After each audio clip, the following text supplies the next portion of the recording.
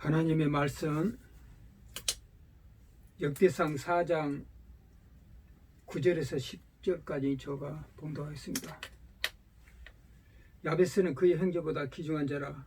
그의 어머니가 이름하여 이르되 야베스라 하시니 이는 내가 수호를 낳았다 함이었더라. 야베스가 이스라엘 하나님께 아뢰어 이르되 주께서 내게 복을 주시러 나의 지역을 높이시고 주의 손으로 나를 도우사 나로 환난을 벗어나 내가 근심이 없게 하옵소서 했더니 하나님이 그가 구하는 것을 허락하셨더라. 오늘 본 말씀은 환난에서 벗어나 근심이 없게 하옵소서 하는 말씀으로 야베스의 고백이란 말씀으로 전해드리겠습니다.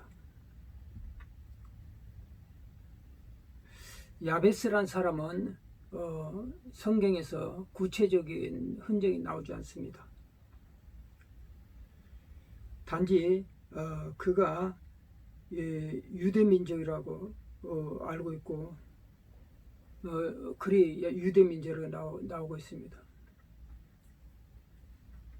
그런데 야베스란 사람이 야베스는 그의 형제보다 귀중한 자라 했어요. 그의 형제보다 귀중한 자라. 그런데 그의 형제보다 귀중한 자라는 것은 어떤 의미에서는 여러 가지 의미가 있겠지만은 하나님의 사랑을 받는 자라 하는 뜻이 또 있습니다. 그리고 또한 그의 어머니가 수고로 낳았다 함에 그리 이야기했습니다.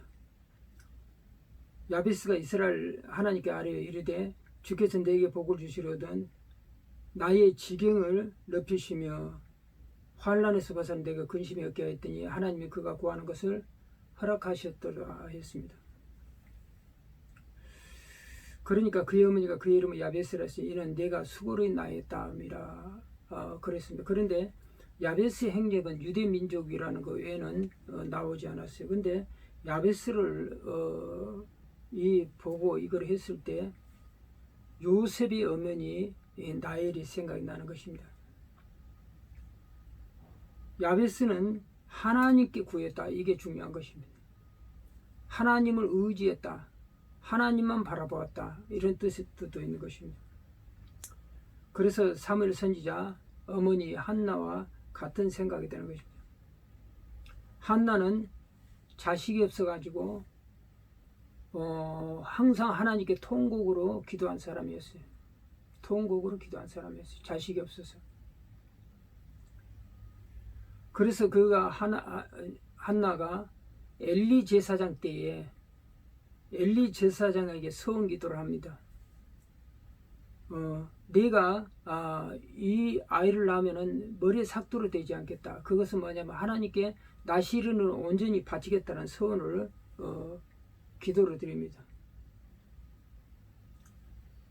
그런데 그때에 엘리 제사장은 영적으로 상당히 어두운 사람이 있어요. 나이도 많이 먹고 어두운 사람이고 하나님의 응답이 없던 사람이. 제사장은 그 당시에 모든 정치 문제 모든 것을 다 다뤄야 되기 때문에 하나님의 응답을 끊임이 들어야 되는데 하나님과 관계가 완전히 육적인 행동으로 자기 아들을 다스리지 못하면서 으로 딱 막혔던 사람이에요. 그런데 엘리 제사장이 한나 기도하는 걸 보고 술이 취한 줄 알았지만 한나가 자기 통분이 자기가 마음속에 있는 그 소원을 이야기함으로써 그때 엘리 제사장이 그를 축복합니다. 축복기도. 이게 굉장히 또 의미가 있어요. 우리는 이렇게 볼 때 종이 어떤 종이 능력이 있고 어떤 종이 뭐하고 뭐 여러 가지 많이 이해하지 않습니까? 근데 종의 기도란 것은 그 사람을 그 종을 통해서 나오는 성령의 음성이 굉장히 중요하다는 것을 다시 한번 여기서 한나를 통해서 볼 수가 있습니다. 그대로 한나 엘리 제사장 그 기도대로 한나는 사무엘 선지자를 낳았습니다. 그리고 그 소원대로 머리에 삭도로 되지 않고 어릴 때 젖되자마자 이 아이를 온전하니 또 온전하니 이 엘리 제사장에서 맡기면서 해년마다 옷이 계절이 바뀔 때 옷을 지에다 항상 추구하는 것을 그거 보고 있는 것입니다. 그래서 궁극적으로 요셉도 마찬가지로 엘리 이 한나의 소원대로 엘리가 낳지만은 그건 궁극적으로 하나님의 뜻이 그 한나에게 있었던 거죠. 이 아이를 낳으면 내한테 바쳐라는 그런 뜻이 있었어요. 하나님께서 쓰시려고 사무엘 선지자를. 그래서 나엘의 태를 막았던 것입니다. 그런데 나엘이 그 소원을 이루고 나서 그대로 아이가 아깝겠지만은 한나는 그 사무엘 선지자를 그대로 젖되자마자 그 하나님 성전에 바쳤던 것입니다. 그것을 통해서 하나님께 구했다고 했는데 그 소원을 그대로 통해서 하나님이 그걸 받으시니까 소원을 행하니까 정말 삼남 이녀를 한나는 더 낳죠. 삼남 이녀를 한 명도 안 주시는 거죠. 삼남 이녀를 더 주셨어요. 하나님께서. 이게 굉장히 하나님과 나의 관계가 굉장히 중요한 것입니다. 그러니까 이거는 어떤 의미에서 내와 하나님과 관계가 항상 은밀해야 된다는 걸 말하고 있는 것입니다. 그리고 내와 하나님 관계 진실해야 된다는 걸 말하고 있는 것입니다. 또한 하나님과 관계 순전해야 된다는 걸 말하고 있는 것이 하나님과 관계 항상. 그렇죠. 우리가 외식하면 절대 지지 않고 진실하지만 절대 사실 없어요. 믿는 자의 하나님이기 때문에 그러한다는 것입니다. 그래서 사무엘 선지자 최초의 제사장 선지자 왕직을 행했던 것입니다. 야베스는 유대 민족인데 그래서 우리는 이걸 말씀이 있다는 것은 뭐냐면은 하나님의 말씀이 나의 심령과 세상은 암흑천지입니다. 하나님 말씀이 없다면 암흑천지야. 시편 119편 31절 말씀같이 그 마음에 하나님 법이 있으니 그의 걸음에 실족함이 없으리라 하셨어요. 그 마음에 하나님 법이 있으니 그 걸음에 실족함이 없으리라 하셨어요. 여기서 보면은 야베스는 평신도입니다. 그렇죠. 제사장 집으로 평신도의 야베스는. 제가 얼마 전에 제 아는 집사님의 그 카톡에 딱 들어보니까 가족 사진이 한 장 딱 들어있어요. 가족 사진인데 아주 많은 자녀들도 많고 이렇게 좀 창대해졌어요. 그래서 원래가 그 배경은 그분 배경은 젊었을 때는 허랑방탕하게 많이 살았지만은 그 늦게 예수 그리스도를 영접하고 그분이 성령을 받았어요. 성령. 그렇죠. 성령을 받아가지고 지금부터 하나님의 전에 충성하기도 종입니다. 성령을 받아서. 그래서 그분이 교회를 다닌다고 할 때 사람들이 다 내가 교회 다니면 내가 내 손에 장을 지져라. 지금 말해서 그 정도의 부정적인 자기 고향 어른들이라 그런 분들이 가지고 있었지만은 이분이 성령 받고 거듭남으로써 완전히 그 말 그대로 하나님 말씀대로 살아가니까 많은 사람이 이번 삶을 통해서 전도를 하게 돼 있던 것입니다. 그래서 이분도 제가 이 앞에도 제가 한번 증거를 했지만은 술과 담배를 어떻게 끊어지냐 하면은 그 정도 술을 많이 마고 담배를 많이 피던 사람인데 그렇죠. 술을 갖다 많이 피는데 이 성령 받으니까 술을 어느 때에 먹으려고 하니까 토할 것 같아. 계속 구토가 나오더라고요. 그래서 이상하다고 나누니까 계속 하니까 하나님의 뜻이 있는 것 같다. 그래서 이분이 술을 다 끊고 진로 소주 같은 거를 집에 찾아보니까 몇 박스가 나오더라고요. 몇 박스가. 그리고 담배도 한 2, 3년간 더 피웠는데 담배가 우리가 술 담배가 진짜 끊어지기 힘들지 않습니까? 근데 이분은 담배는 끊을 생각을 안 했어요.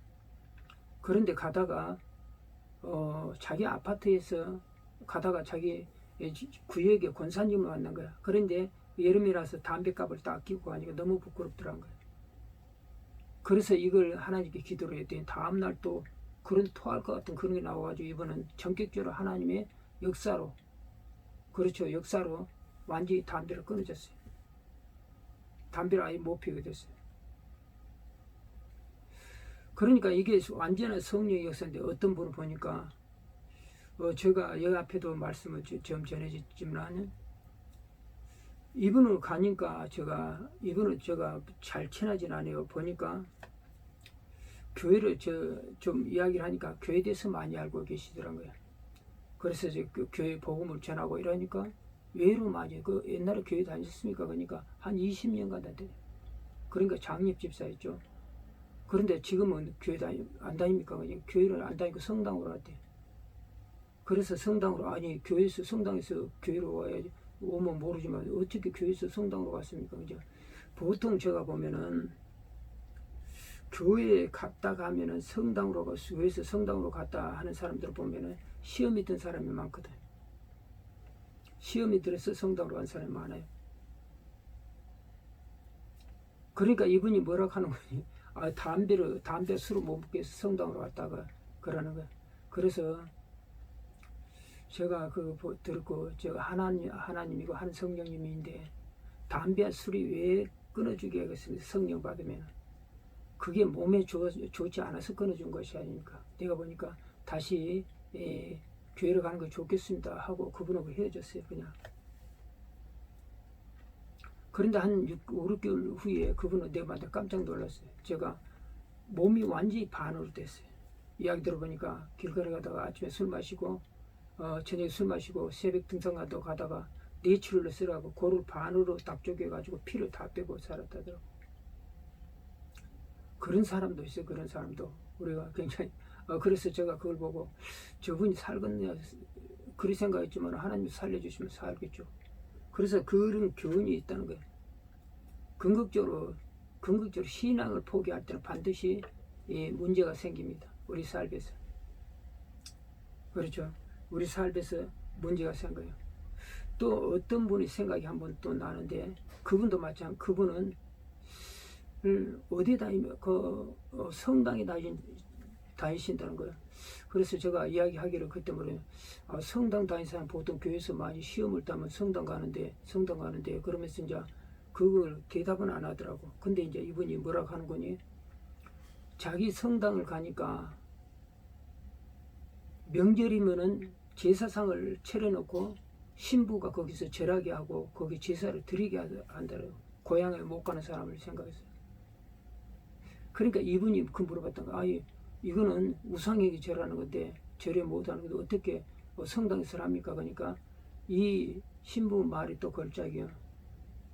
처음이냐 교양이 카톨릭이 우리나라에 들어왔을 때 우리나라 민족은 제사 안 드리면 절대 교회 안 오니까 제사를 드리게라 그래가지고 그때부터 시작된 게 지금까지 계속 되어 있다는 거예요. 그러니까 이게 뭡니까? 우상을 알면서도 섬기는 거죠. 그 여러분들이 그 판단을 여러분들이 하면 될 것입니다. 그래서 이분이 사진이 나오는데 아주 창대하게 됐다는 거. 그러니까 이것을 뭐냐면은 하나님의 시간은 다 되면은 이런 축복이 있는 거예요. 그러니까 그분이 그리 창대하게 사진 올린 거 보면은 주의 종은 아니죠, 그죠? 육적으로 큰 복을 받는 사람. 욥이란 사람도 마찬가지예요. 우스 땅에 욥이란 사람인데 그 사람은 온전하고 정직하여 하나님의 경외하며 악에서 떠난 자라고 했어요. 하나님의 칭찬이 있는 자지만 그분은 궁극적으로 이걸 볼 때는 그 욥이란 사람은 육적인 이런 평신도였다는 걸 우리가 볼 수가 있는 것입니다. 그러나 영적인 지도자, 목사는 세상의 것을 탐하면 이미 타락한 것입니다. 예수님의 제자들이 그 모형을 보인 게 왜 그랬어요? 수많은 순교자들 주의를 하다가 베드로서 2장 21절 마치 내가 이 길을 너에게 보이고 나의 길을 따라오게 하려면 십자가 이제 십자가 따라오게 하면 나의 길을 따라오면 너희가 따라오게 하려면 내가 이 길을 보였다. 십자가 길을 보였다. 그런 거죠. 비아돌로스 합니다. 십자가 길. 그러니까 예수님 말씀하신 너희는 먼저 그 나라 구하라. 그래야 모든 것 다 하리라. 마태복음 6장 33절 마찬가지.